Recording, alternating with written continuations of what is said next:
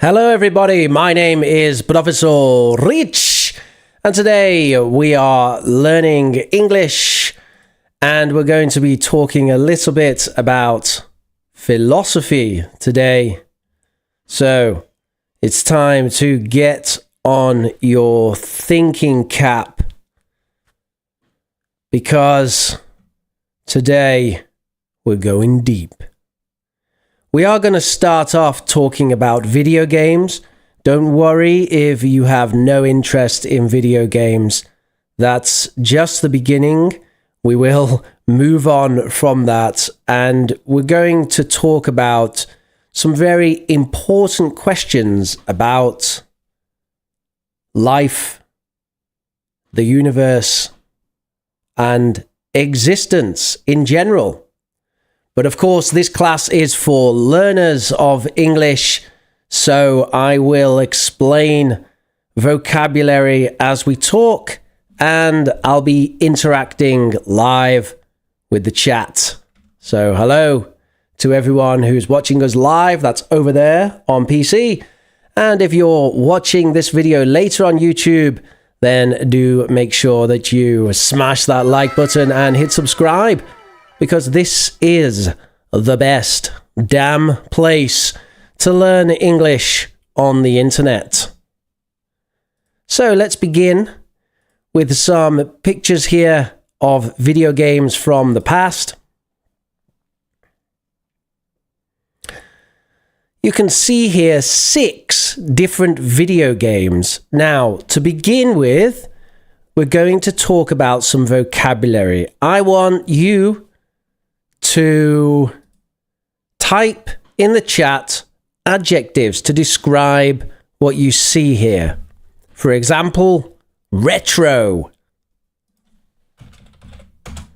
That's an adjective, retro, which means kind of old, about 20 or 30 years ago, but cool because it's old. We call that retro.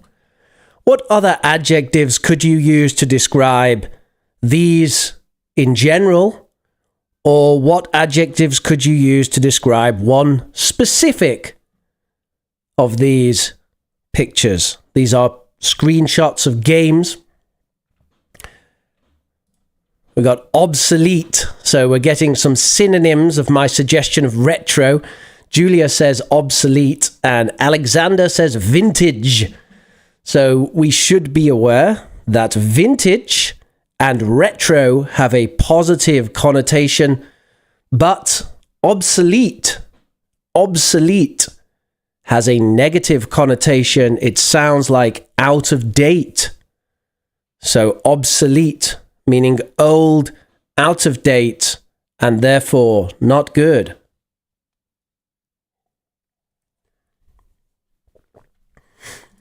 We got Zoya being a bit more positive. Zoya says exciting and fast moving. So actually, most of these games are not so fast moving. Maybe this one here in the top left. The top middle. That's quite fast moving. Mario, I don't think, is a very fast game. Zelda also, I don't think, is that fast most of the time. Half-Life is quite a slow shooter. And Witcher 3 is not particularly fast either. So actually the fastest one here is probably this one in the top middle.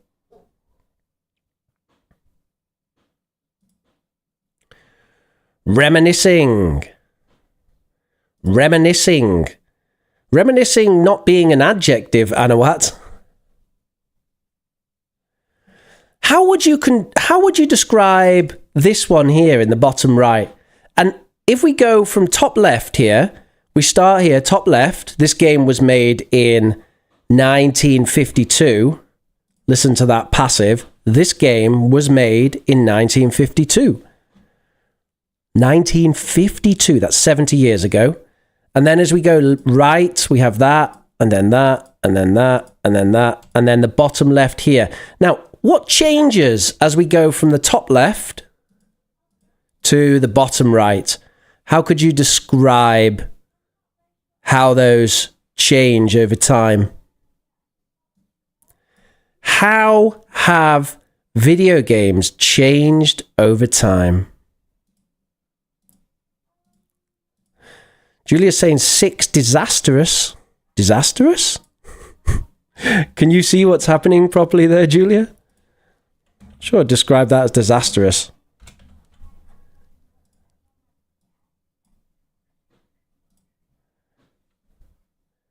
The background has improved. Is it only the background, Shimi?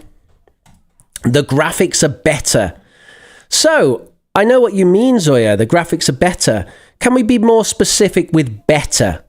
So you've said they're better. Why are they better? What do you mean better? What is better about this compared to this? How are the graphics better? What specifically has improved about the graphics?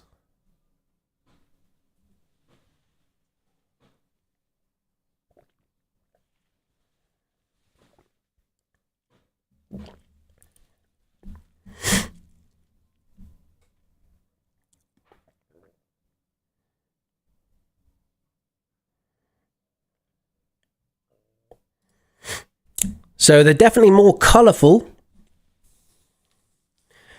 What does it start to look like, Alexander? Oh, thank you. Thank you, Sonia.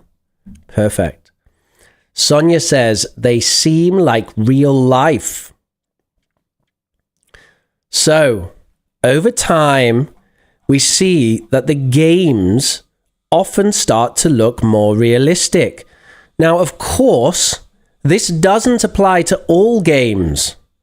There are many games today which don't look realistic. Actually, the games I play often don't look very realistic. I don't really like playing games that look realistic. I do sometimes, but often I play games that look more like this Mario, even though they're new games, but I don't care about the graphics that much. However, we can agree that we do have the ability to make games more and more realistic. And that has happened over time. Games have become more like this. By the way, when do you think this game was made? When do you think this game was made that you can see on the screen now? How long ago? This game here was made it was made 9 years ago. 9 years? 9 years ago. 9 years ago. Almost 10 years ago. 10 years ago. And it looks pretty good. Looks pretty good. So, of course, we know our technology has improved and will improve more and more. And smash that like button and hit subscribe. So, where am I going with this? Well,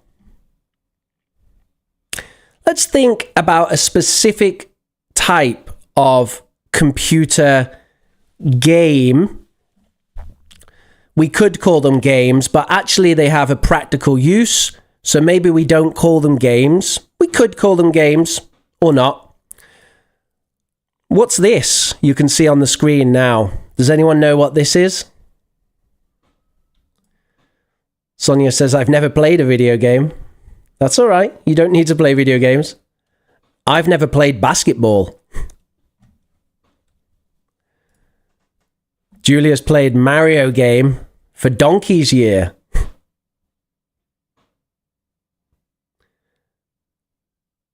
Like, you mean New Year's Eve, Julia? You played like Mario?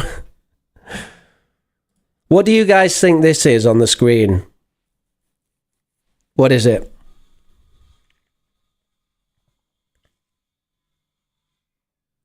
It's not real, by the way.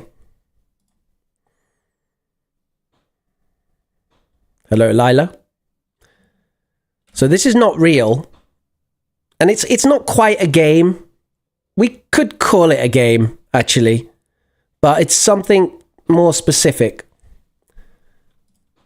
It's like virtual reality, Sonia. Yeah. So Elena has it there.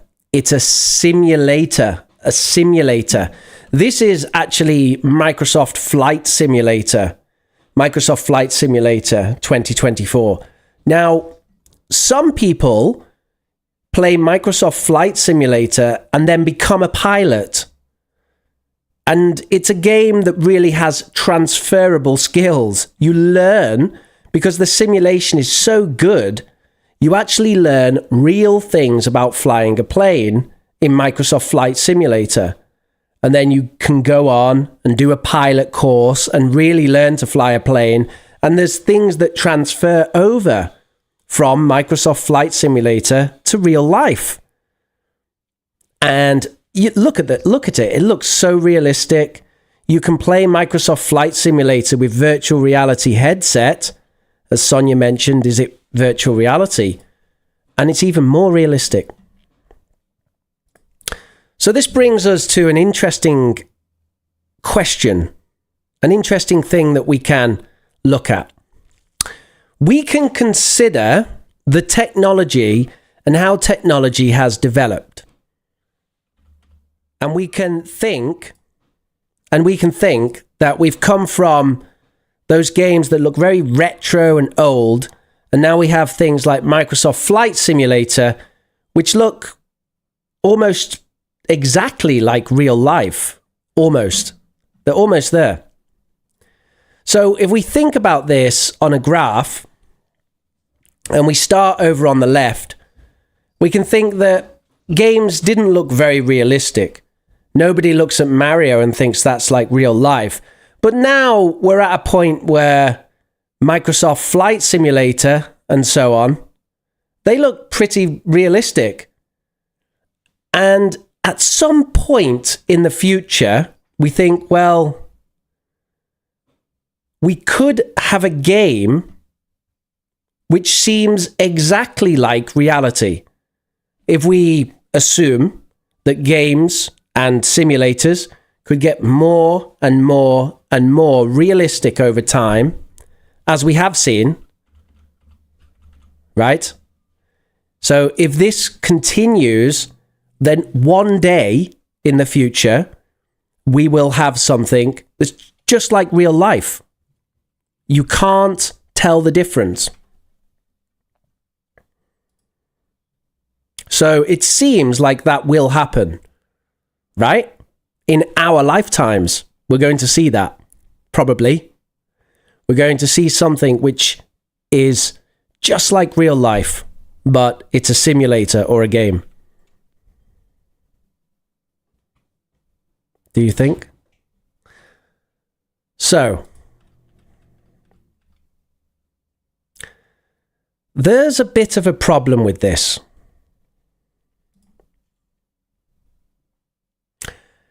You see, when we get to the point that we have the technology to make a simulation just like real life, then we can make lots of simulations just like real life.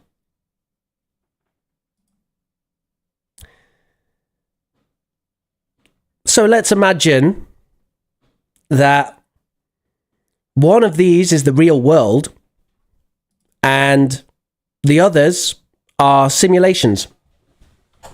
My cat's doing weird stuff. Hold on. Pepper! Oh no. Oh dear. She has a bird. She has caught a bird, ladies and gentlemen. That's not good. Just give me one moment.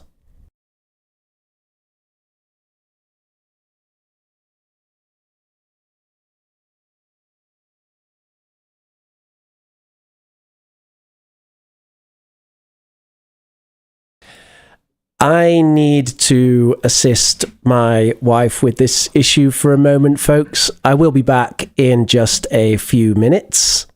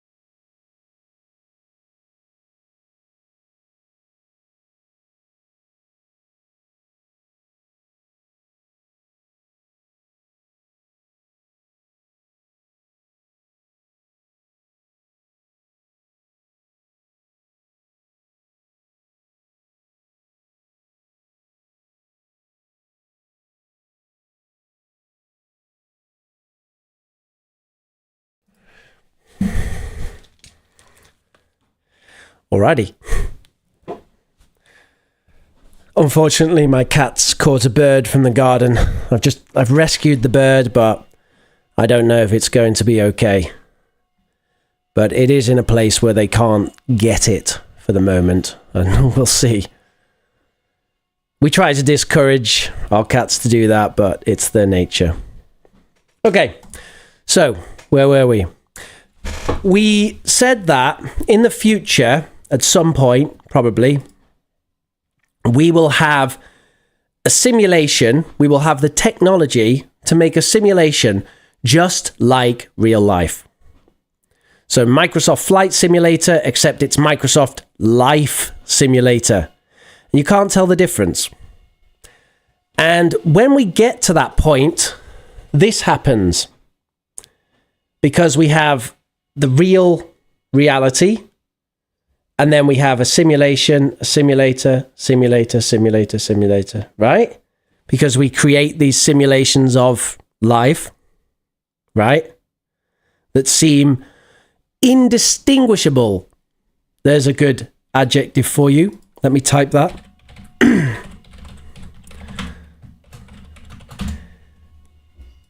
Indistinguishable from reality.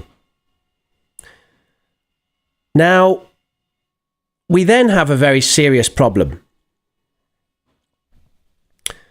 Because once we have this situation, which it seems likely that this will happen, right? It seems likely we will have the technology to do this, and we will do it. Once we have that, then let's say we take a dart. This is a dart, a thing that you throw at the dartboard. Take a dart like this, and we throw the dart just to hit one of those randomly. What's the possibility that we get the original, and what is the possibility that we get a simulation? If we imagine that we have our original base reality, and then we have our simulations, and we're going to just roll the dice and see which one do we get. The chances are that we will get a simulation, not reality.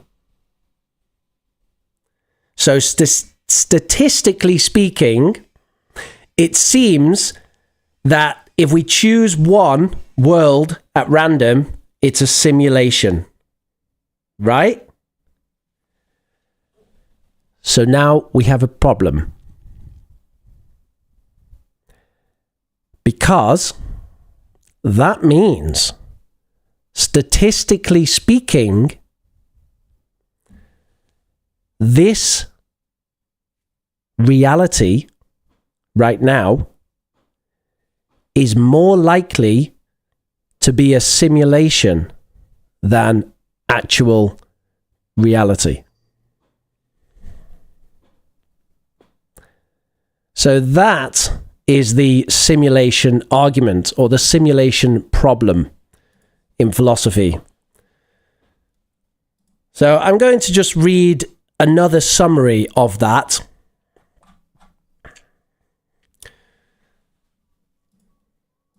Which goes like this. 3 possibilities exist. Number 1,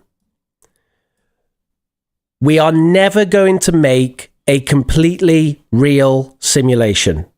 So we are never going to make a simulation which is indistinguishable from reality.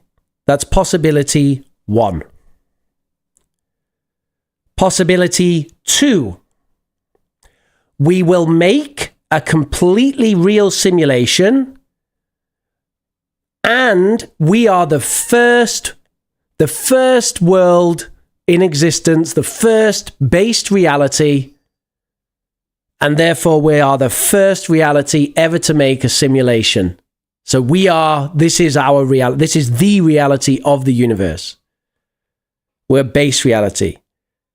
Possibility 3, we will make a completely real simulation, and we are actually already in a simulation. So that is the hypothesis of the simulation argument. And the guy who wrote the paper basically says number 3 is the most likely.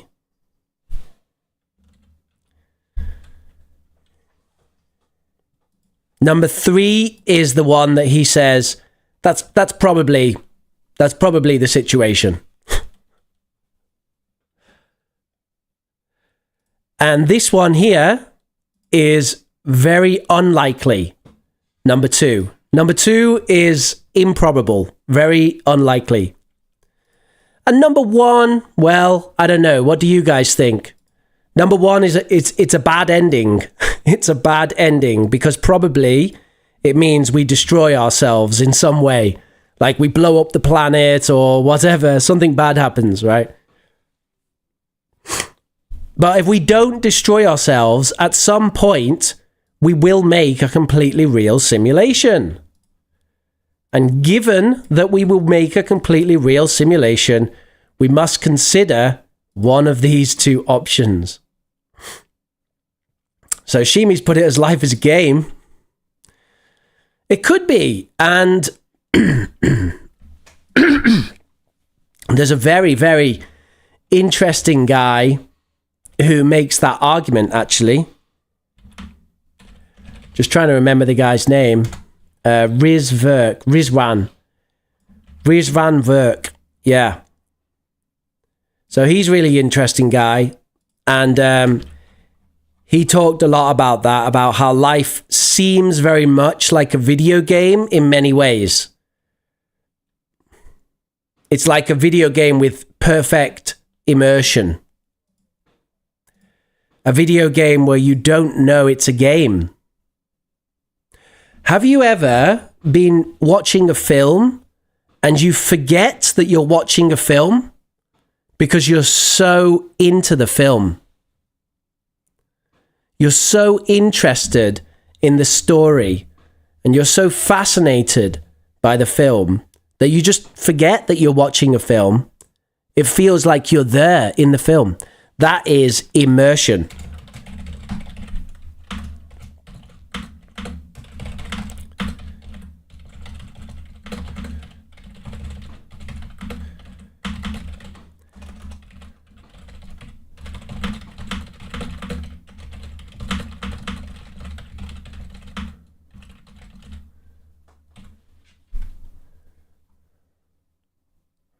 Anawat says, it happened to me. I used to play GTA for like 5 or 6 hours. Then I went out and drove on the right side of the road instead of left. Really? That's wild. That is wild. Honestly, that sort of stuff doesn't normally happen to me, that it flips like that.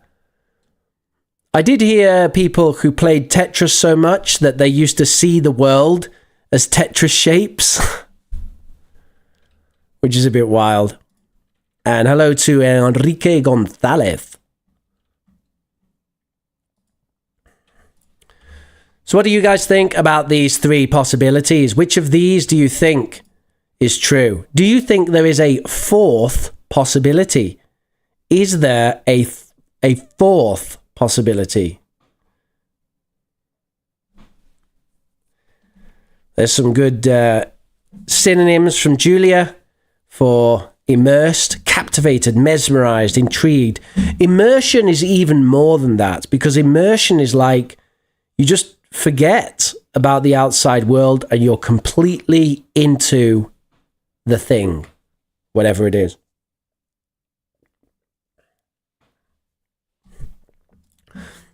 So Zoya, number 4, says, as a result of a perfect simulation, we can destroy ourselves. Really?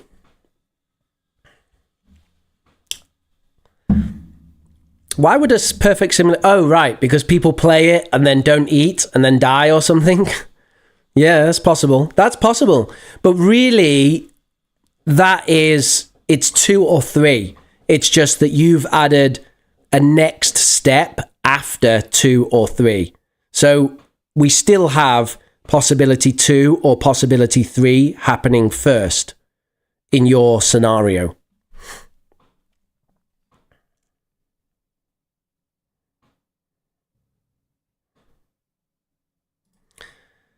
Yeah, I'm not surprised, Pallavi, because one, you came late and you really need to watch this stream from the start. And two, it's deep, difficult, and I think a lot of people probably didn't get it. That's why I'm trying to go slow with this, but I realize it's kind of it's a philosophy topic, a real deep philosophy topic.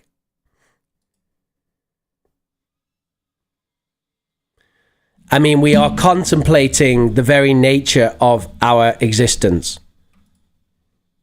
Now, this is actually a question which philosophers have been interested in for a long, long time.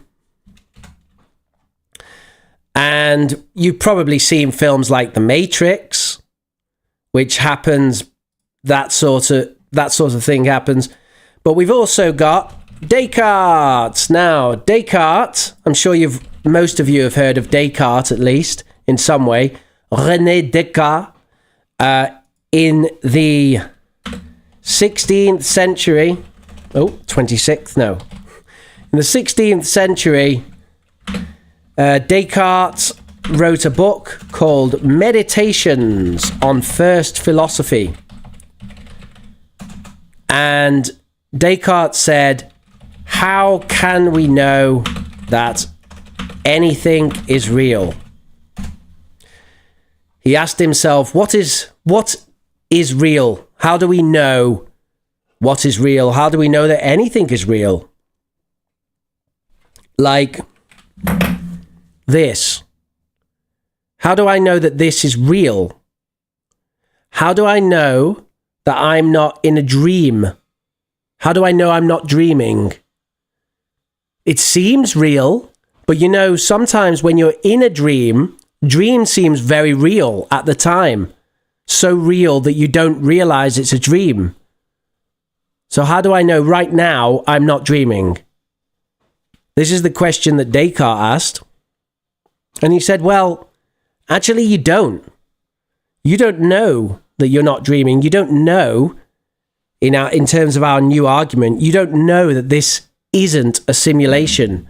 Let me write that down. You don't know that this isn't a simulation.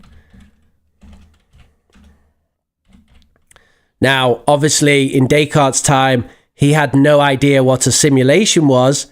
They used to talk about evil demons and hallucinations and stuff. But in the modern day, we could talk about a computer simulation. How do we know that this is real and not a simulation? Well, Descartes said, the only thing I can know is I think, and anything which thinks must exist. Therefore, I exist. That's Descartes' argument, and this is put quite succinctly in a modern quote, which says, I think, therefore I am. Maybe you've heard that. I think, therefore I am. That's Descartes. Now, the long form of that argument is, I think, anything which thinks exists, therefore I exist. Because I think, so I exist. So he said, I think, therefore I am. So I know that I am. I exist. That's a true thing. But everything else, I don't know. That's what Descartes said. And he moves on and says, actually, Descartes was a Christian. And he said, if you want to believe anything else, then you have to have faith in a benevolent God who ensures that you're not deceived. That was Descartes' answer to this problem. There's another answer from other people. Some people give the pragmatist's answer. So what is a pragmatist, Chat? Someone in chat? What's a pragmatist?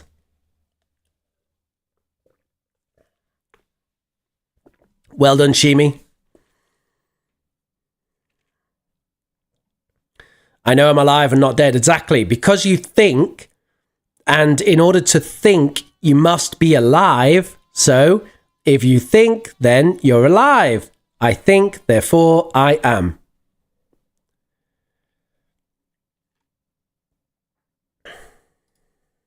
Now, that's an interesting idea, Anawat. And for anyone who's seen the film Inception, you'll know a bit about that.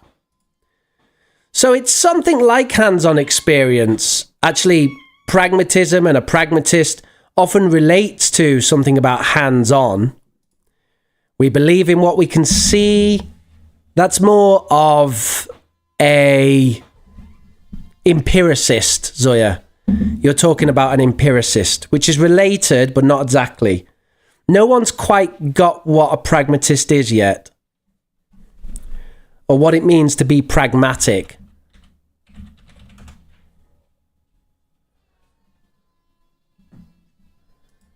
There's the naughty kitty. That's right, Alexander. So that's a good answer. And that is unsurprising, actually, because I think, correct me if I'm wrong, Alexander, but I think that you are a pragmatist. So, a pragmatist values effectiveness. So, if we're thinking pragmatically, the question is, what works?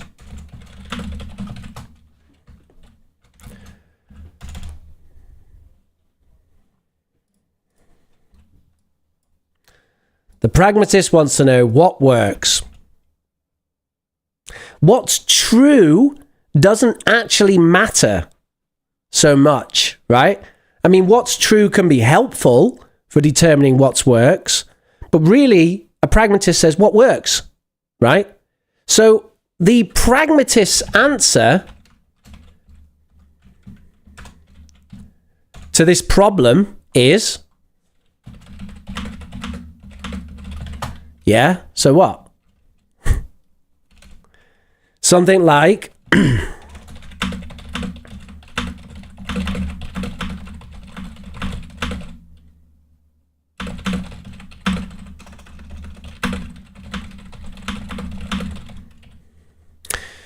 if life isn't real, so if this life is a simulation, I can't do anything about it, right? I can't do anything about this simulation. So it actually doesn't change anything. It makes maybe for an interesting English class, or it makes for interesting dinner conversation, or it gives you high marks on your philosophy exam, but it doesn't actually change anything. It doesn't change anything about our lives to know that it's a simulation. So that's the pure pragmatic answer. And I'm also a pragmatist with a pinch of salt.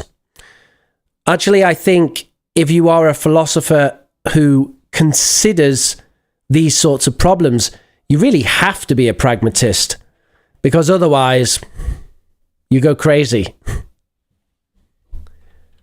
And if you want to know about the effects of a philosopher not being a pragmatist, then you can read the book The Stranger by Albert Camus. That's what happens when you have a philosopher who truly falls into the beliefs of philosophy and ends up shooting someone because nothing means anything, so I'll shoot someone. And that's obviously not good. Well, is it not good? I mean, I think it's not good because I'm a pragmatist and I think shooting people isn't good in random situations.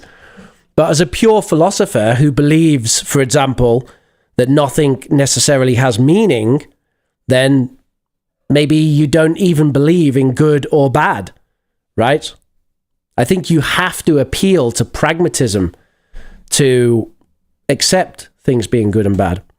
Nadia says, how about the Pareto principle? A bit of pragmatic and rational as well. Oh, definitely. Balance. It's all about balance, Nadia. Totally. I'm 100% with you on that. It's all about being well-rounded. Adjective of the day, folks. Everyone should strive to become a well-rounded individual. Everyone should strive to become a well-rounded individual. Give us the courage to change what must be altered, serenity to accept what cannot be helped, and insight to know one from the other. Yep, we can try.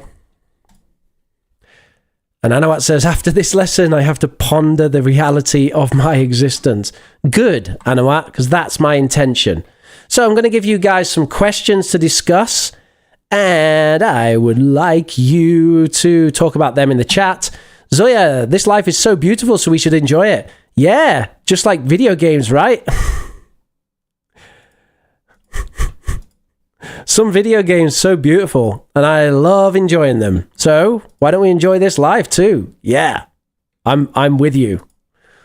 I understand I'm coming at this from a gamer perspective, which might not be fully appreciated by everyone.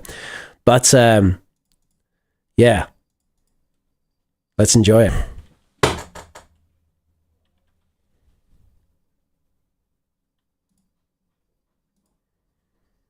Hello? Hello? Not actually sure what happened then. But anyway, if a simulation could show you how to repair household items, would you be more likely to fix things yourself? So, you know, like Microsoft Flight Simulator? If a simulation could show you how to repair household items, would you be more likely to fix things yourself? Does anyone in the chat like fixing things? And, you know, because we have like YouTube videos, right? That show you how to fix stuff. What if the YouTube video was just a simulation that just showed you exactly how to do it?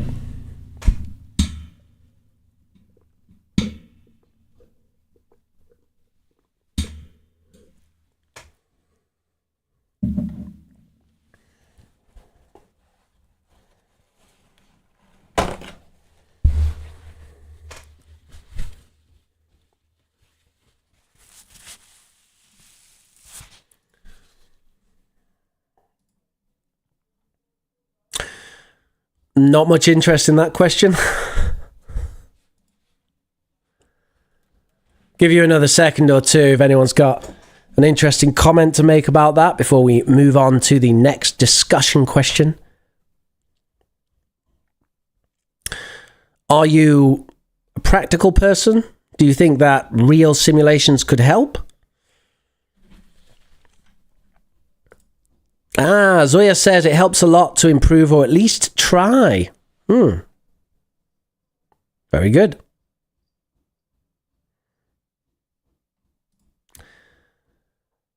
I'd fix things only to save money. Yeah. Well, save the environment as well, Alexander. It's a big thing these days, isn't it? So, you know, I feel bad about throwing things away now. Do my best to make them last. Julia says, in reality, life is too short to distract any external or internal effects. I think, Julia, going back there to the simulation argument. All right, let's have a look at the next one. Number 2. How might doctors use simulators to learn surgery without practicing on real people? Do you think that would be a massive benefit for society if we could have real simulators which allow doctors to perform highly realistic surgery before actually doing surgery? Could that be beneficial? And do you, in fact, think that will happen? I mean, the point is that stuff like this is likely to push technology forward. And as technology goes forward, then we get closer and closer to a simulation which is indistinguishable from reality. Indistinguishable from reality. That wasn't a glitch in the simulation. That was me repeating the same thing twice. Of course, it'd be better versus training on real people. Exactly, Alexander. So you have to think there are some seriously pragmatic motivations for creating a highly realistic simulation.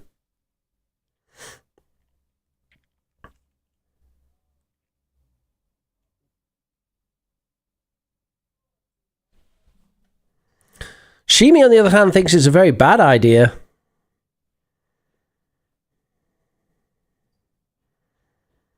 I think the idea, Shimi, is that we don't have to train surgeons on real people. We can train surgeons in a simulator instead. Julia says it might work to some extent, but not to the highest level of competence. Of course not. Of course not. Simulations can only help to so much. We know that. But what if it was a perfect simulation of reality, Julia? Then, of course, it would help, wouldn't it? Virtual reality is already used for people affected by phobias. Anawat says practice makes perfect. And Alexander says simulation will be highly valuable for riskier operations like flying, surging, you mean surgery, and petrol operations. Petrol operations like transferring fuel in a plane, I guess. We're not going to bother with that one. How about this? If we could use simulations to practice important conversations like job interviews, how might that help? Has anyone used ChatGPT 4.0 in this way? Everyone's very excited about ChatGPT 4.0 because it has a voice interface and it can reply to you in real time. Personally, I'm not particularly excited or impressed about that because you could already do that with GPT-4 if you used a plugin, and I'm not really that interested in voice interaction, but I can understand how some people would be very excited by that. It could be quite interesting for English language learners, although I would say that GPT doesn't speak very much like a normal person, and definitely overpronounces. It's very clear pronunciation, but it's not what I would call natural or human.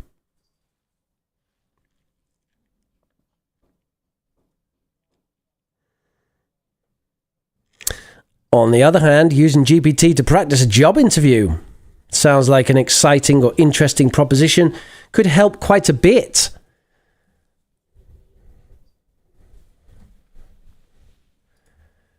IELTS exam simulations. IELTS exam simulations. Now there's an idea. IELTS exam simulations, huh? Should we try it?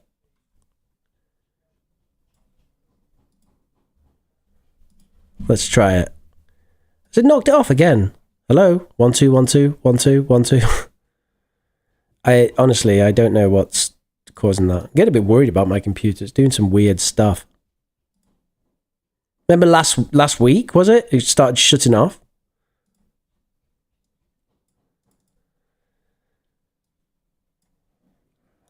Right. No, still doesn't like it.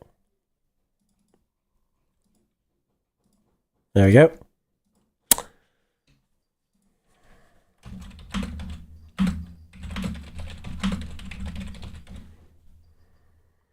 Let's give it a go. Act as an IELTS examiner.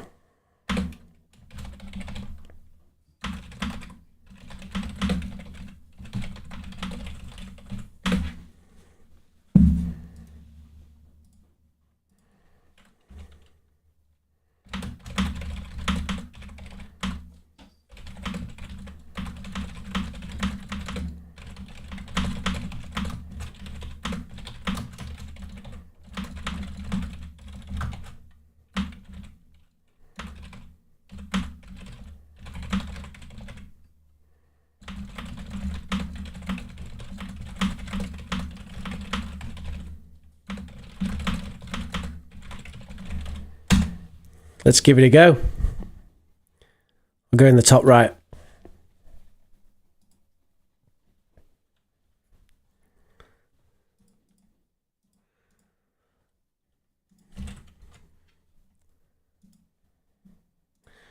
Okay, and that's not working either. I feel like the CIA are onto me. I need to say some acceptable things immediately. Quick. Support current thing. Always respect authority and the government. Be a good citizen. No, it's still not working. Honestly, it was working like just a second ago, and now nothing. It's just dead. Yeah, like GPT's just down for me. Just completely gone. I'm going to give it one more try because I think it would be quite interesting just to follow up with a little IELTS simulation. Are we going to get it? No, we're not going to get it. Okay, forget it. Sorry, guys. Can't do it. That sucks. That sucks. Okay, never mind. Next question. Oh, great. That's exactly what I want.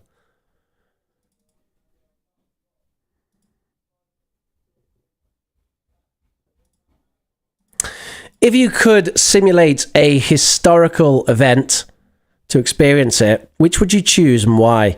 So it's kind of like that idea of where would you like to go to if you could time travel to anywhere, except we're not really time traveling.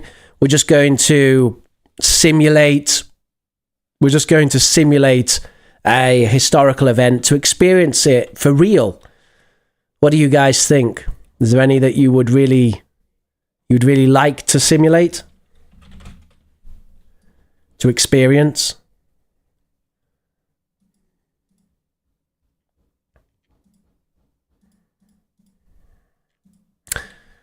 I think I would really like...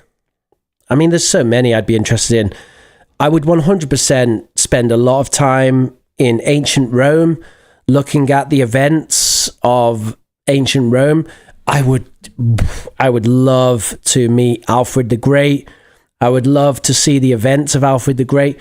Was he really a great person, or has he been made into a hero by history? Is he the person that we think he is? I think it'd be so interesting to see that for real. And other great people from history. And even bad people from history. I'd like to see, are they as bad as we make them out to be? It'd be really interesting to really see. Alexander's interested in the 1825 uprising in the Russian Empire, where the Tsar, was overthrown or something? Not the Tsar. Whoever it was. Was that Rasputin, Alexander? No, Rasputin's later, right? Rasputin's like 19 something.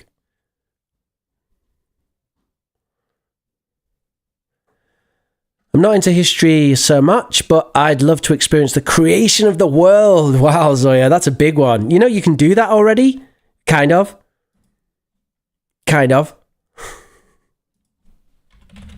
Would you believe it? So there's a very famous game. I mean, game. Don't know if you call it a game. There's a famous something called Universe Sandbox.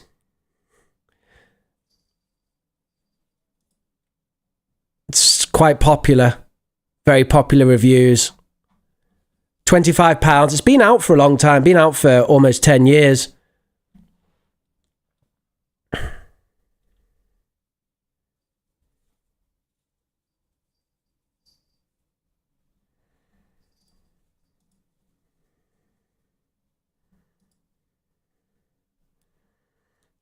All right, let's have a look at the next question. So the next question is, do you think that living in a simulation would make life less meaningful? Now, Alexander kind of touched on this. If you're a pragmatist, the answer has to be no, right? Because a pragmatist gets their meaning from what's useful. So pragmatist, doesn't matter about simulation. If the simulation is all there is, that's it. But what about the rest of us? Personally, I think no. I think that living in a simulation doesn't make life less meaningful, actually. If this is just a simulation, I don't think that makes it less meaningful at all. It has meaning within the simulation. And also we have the excitement or intrigue then to think, what is beyond the simulation? You know? And we can take the religious angle. You know, if we think about things like heaven and God and angels and so on, then absolutely that can be that could be the thing that's outside the simulation, and reality is actually done through technology. And when we talk about Genesis and the creation of the world, we could actually be talking about the creation of a simulation. I'm not saying that's the case, by the way. I'm not prophesying here. Just saying it's possible. Or we could take a higher perspective to say that yes, life could be a simulation, and beyond the world there's another world that simulates this one, but sort of heaven and God and everything is even beyond that, we might consider as well. All right, I'm in the middle. You got it, Pallavi. Nice. She made progress. So I hope that you have all enjoyed your introduction to advanced philosophy today. Sometimes I bite off a bit more than I can chew with English topics, and I think today was one of those times. Bite off more than you can chew. That's a phrase. It means you try to do something that's a bit too much. But I enjoyed it anyway, and I hope that you did too. So, moving on, the homework for the 25th of May, which is this Saturday, is to make notes to tell a story about a great language learning experience you have had. Record your story, don't use a script, max 2 minutes, and then send it to me on the Discord. If you have enjoyed the class today, then please do remember to smash that like button right now. If you're not subscribed to the channel, what's wrong with you? Subscribe to the channel immediately, and also tell any of your friends who are learning English to do the same thing. You can, of course, download the notes from today, and they are linked in the chat, and in just a moment they will be linked down below the video. And for the next 10 minutes or so, I will be taking questions about English, and I will do my best to answer all your questions. So, what questions you got, folks?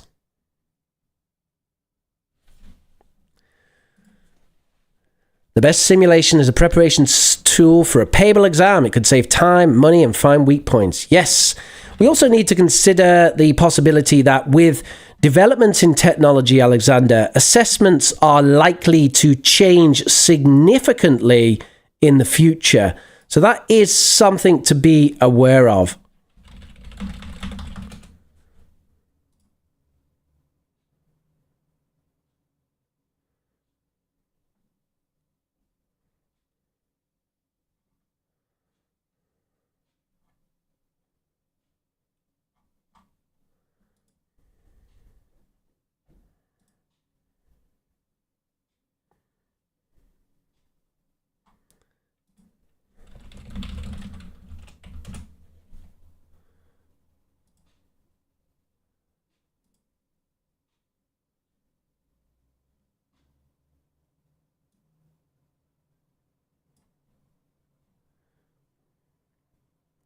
Should we have some free use music while we have questions? I can make that a new thing. That's when we have questions, we have like music. What do you think?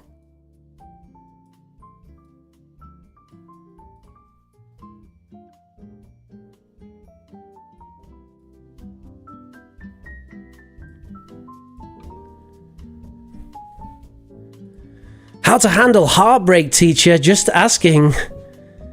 Oh dear, Pallavi. You are stretching what I can help with here. You gotta find other things. Dealing with difficult emotions absolutely sucks. It's the most difficult thing in life, dealing with difficult emotions. So what you gotta do is just do everything possible that's good. Exercise, cup of coffee, box of chocolates, spend time with friends, take up a hobby, come to this live stream. That's what you got to do, Pallavi. Just do everything you can. Join some social clubs. Keep yourself busy with productive and healthy things. You know, you really thank yourself if right now you do all the healthy things and join clubs and all this. Later, you will definitely thank yourself. Another good field for simulation is to count a boxing match to avoid suspicious results. That's not a simulator though, is it? That's using technology in a real sport, and they already do that sort of stuff. Of course, do whatever. There's all kinds of different things. No access to the notes. Dun dun dun. Okay, let me fix this.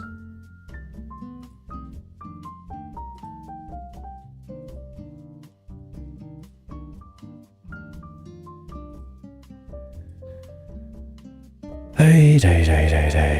What have I done here?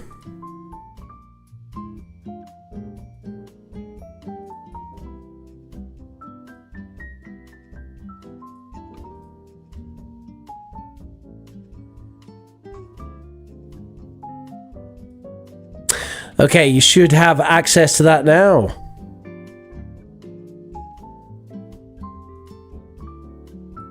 All right, last chance for questions, folks. I am wrapping up. Oh, Ranit says, I'm curious to know if you've watched the movie Her. Yes, I have. It's quite interesting. I think we're going to see that. Things like in that movie are definitely going to happen, Ranit. I think we're already there, really. The simulated virtual ChatGPT girlfriend already exists, definitely. And I think it's a problem for a lot of people because they will have their simulated AI partner and that's it. Don't need anything else, right? Uh-oh. Problem. Problem for humanity. But I do recommend watching that movie here. I haven't, Alexander, and I do intend to. So don't tell me anything, because actually I've managed to avoid the result somehow. So don't tell me anything. I'm a massive Tyson Fury fan. I think he's a legend.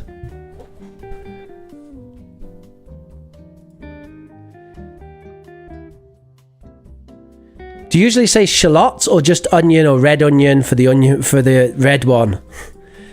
People normally say onion or red onion. Shallot is fancy restaurant or chef language. So if you want to sound fancy, you can say shallots. What happens if I fall in love with AI? Is it bad? That's a really interesting question, Pallavi, and I don't think anyone can really answer that. I mean, that is a serious philosophical question. And what I recommend is try watching the movie Her. And if you don't mind a little bit of scary stuff, then try watching the movie... What's it called? Is it Deus Machina? Ex Machina. So, I do recommend watching those films and then come to your own conclusion if you think it's bad or not.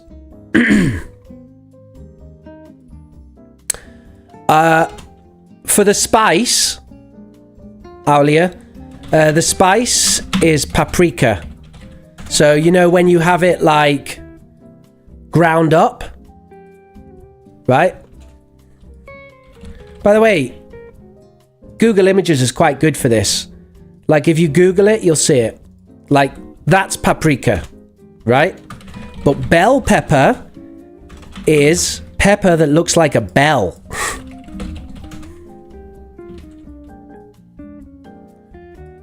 Which is that. So that's paprika at the top, bell pepper at the bottom. Pachu says, tips for watching TV series and movies and how to learn languages from them. That would probably make a good topic for a stream, Pachu. And so if you'd like that, then you can donate down below the video, buy me a cup of coffee, and of course, I will make a stream based on that. Actually, it's a good idea for a stream, and I might just do it anyway. I just want to, just give me a second here, because some people actually made some donations, and I think anyone who donates to the channel deserves to get a shout out. So just give me a moment here to say thank you very much to those who donated.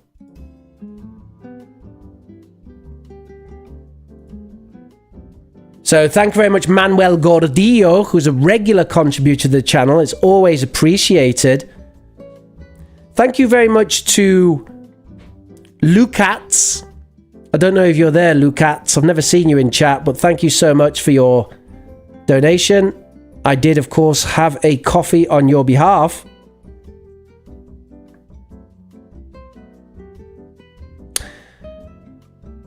So many from Manuel. He does it regularly. Thank you, Manuel. It's so appreciated.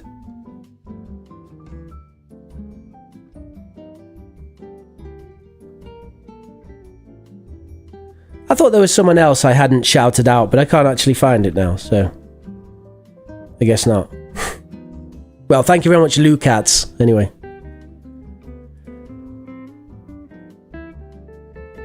Oh, sorry, Pachu, I didn't really say anything about your question. I think I need to do a stream on it, because I don't think it's something that I can answer very quickly, but this is generally what I would say, okay? Aim for easy and enjoyable things, right? So don't try to make them difficult. Try to find easy stuff, okay? You should be able to understand what's happening without a lot of effort. If not, find something easier. For example, rewatch a series you watched in your own language, but this time watch it in original English. Okay? You need to understand easily without difficulty. So that's really the main thing I would say. And I don't want to go beyond that, because I could talk about this for 2 hours. It's really something that needs its own class. Nadia says some people prefer living there and escaping from their real social contacts. Yes, Nadia, exactly. In simulations, I guess you mean. And this is called escapism. Now, escapism is actually accepted to be not necessarily a negative thing. In fact, it is a recommended technique by most therapists. Everyone needs a bit of escapism. You can't always be in the terrible reality and problems of life. But there's many ways of escapism, and as mentioned before, it's about being well-rounded. We're about having a balanced life. Dan says, is the second sentence correct without to be? The government didn't want seen to be making concessions. The government didn't want to be seen making concessions to the government.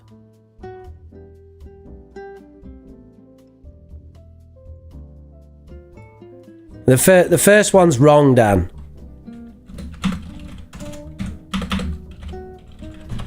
That's it. So this is a kind of passive of to be seen ing. I don't want to be seen being nasty to people. That's how you use it. You can't do it without to be.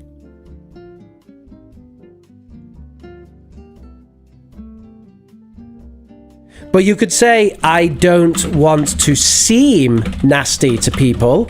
Maybe you got confused with seem and seen.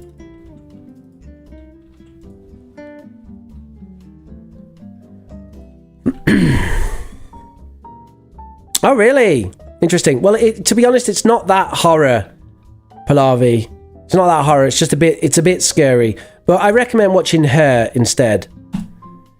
I do recommend you switch from the mainstream Google to the alternative Yandex. The results are very similar.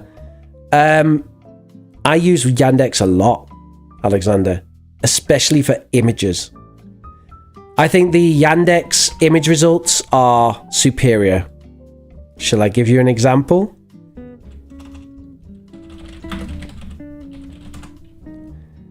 Let's have a look. Okay.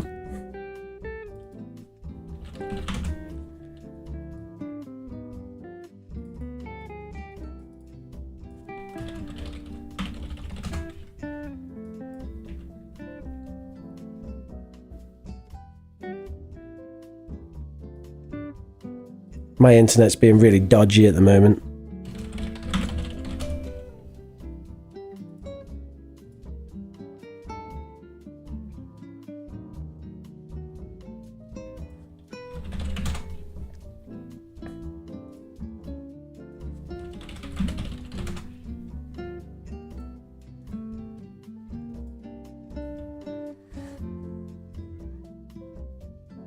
Okay. This is a pretty good example. So, this is the Google results for English people.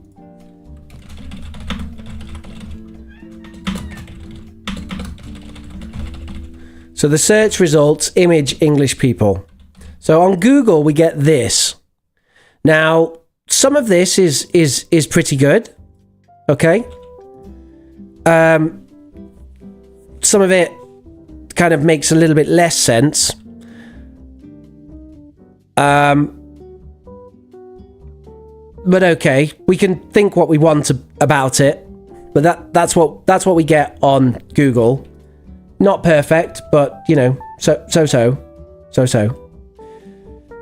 And then this is what we get on Yandex. Now, it's pretty similar, but Yandex is, I would say, noticeably superior. Noticeably superior.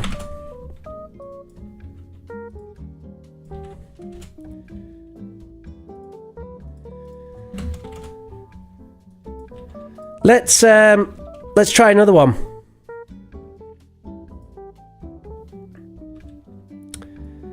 See if you can spot what's happening here.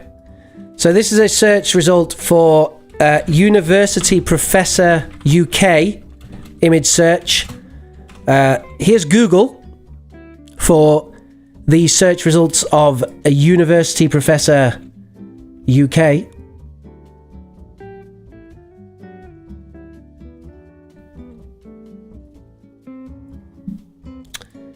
And here's Yandex.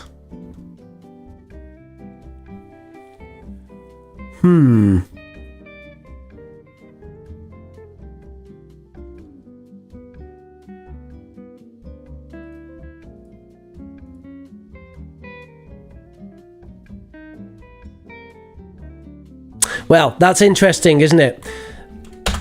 Obviously, I have zero comments to make, but I do like to use the Yandex for certain things. What's the meaning of gypsy in the UK?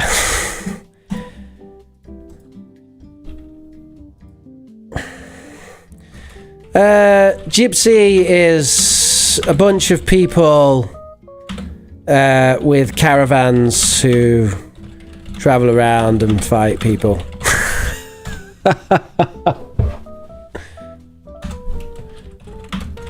Tyson Fury isn't a gypsy. He just thinks he is. Tyson Fury is as much of a gypsy as I am an Irishman. This is factually true. Tyson Fury is as much of a gypsy as I am an Irish man. Plavy says, one question I recently heard is that women get less salary than men in the same job. Yeah, because they work less hours. In the UK. In the UK, men and women get the same hourly rate for every job.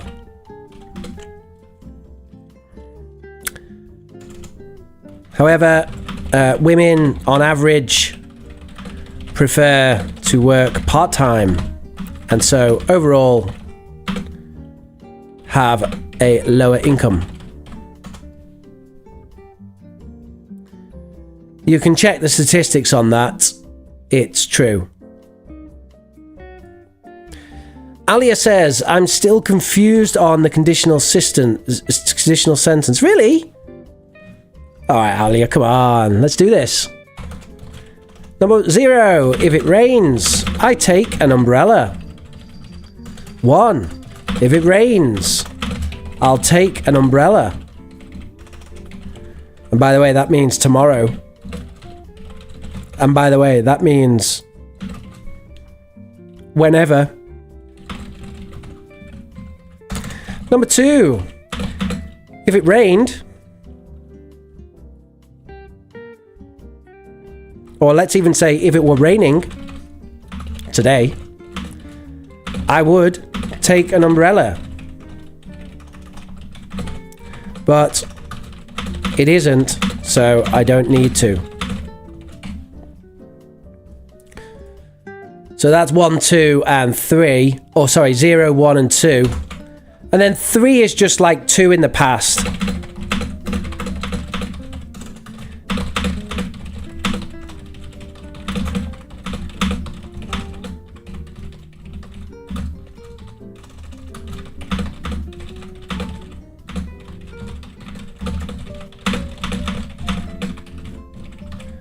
If it had rained yesterday, I would have taken an umbrella. But it didn't rain yesterday, so I didn't have to take an umbrella.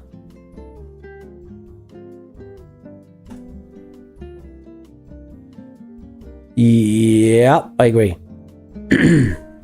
I actually own stock in Yandex. I'm really upset about it because I spent £1,000 on Yandex stock in 2019. And it's currently worth £200 and I can't sell it because of the sanctions. Thank you, United States. Thank you for punishing random person who has nothing to do with anything. I searched on Google. That's an intense romantic drama. It's sci-fi. I think it may not be appropriate for me to watch. Pallavi, how old are you? Like 19, 20 or something? I think you can decide yourself if it's appropriate for you to watch. But, okay, you can decide for yourself. I don't need to tell you. So you decide for yourself. There's nothing too spicy in it. And, of course, we were talking about topics which involve romantic relationships with AI. So, obviously, there's going to be something of that. Oh, Nadia says, I don't know how to buy it. Yeah, I don't know, Nadia. Some people have ways because I do get donations from people in Russia, but you have to use strange things around there. Sir, can you say what sorts of British culture are focused in the movies and TV series? How could I know when I'm less familiar to it? Watch any film by Guy Ritchie. I recommend The Gentleman.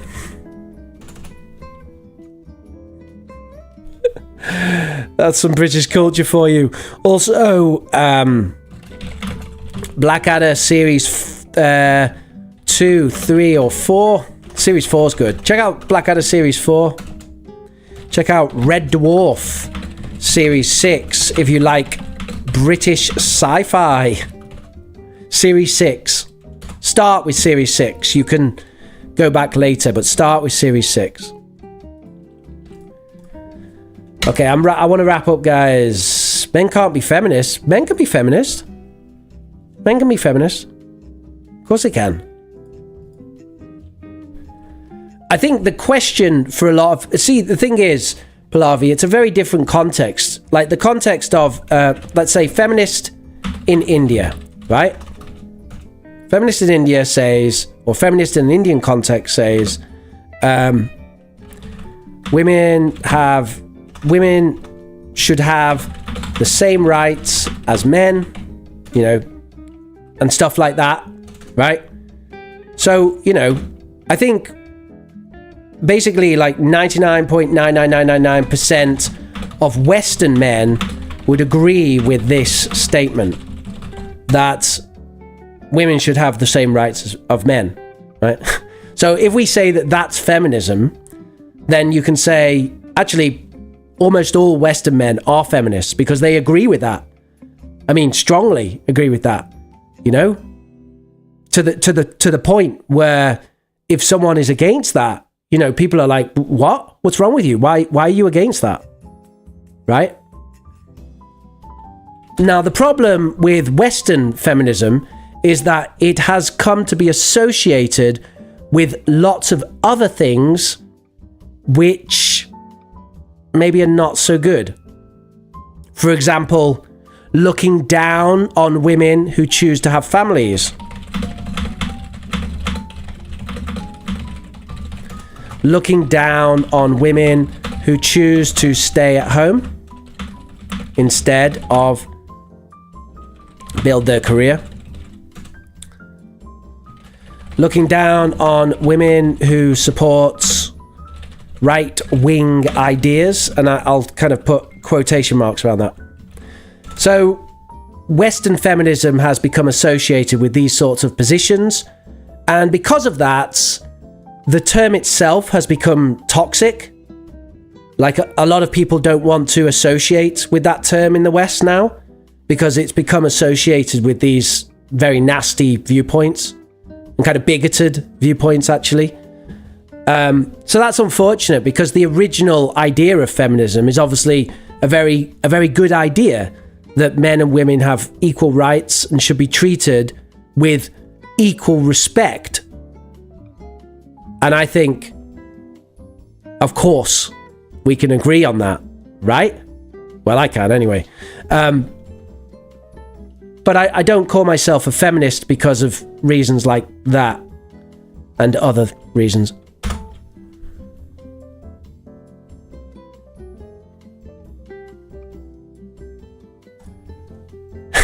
Yeah, I'm sure they do, Dan. It's quite interesting. Is that the first thing they say? That's so interesting. Rules for foreign surname spelling are going to be set by each person. We spell it the way they want to. So yeah, it's set by each person. For example, there's many ways of spelling this. You know. So you see all kinds of spellings of words from Arabic and other languages. How can I improve memory to remember English sentences? Language acquisition is not necessarily about having a better memory. It's not about memorization. Memorization is not the key thing for learning languages, Pachu. And I can't answer further now because I haven't got time. But ask me about that again another time. I would love to talk more about that.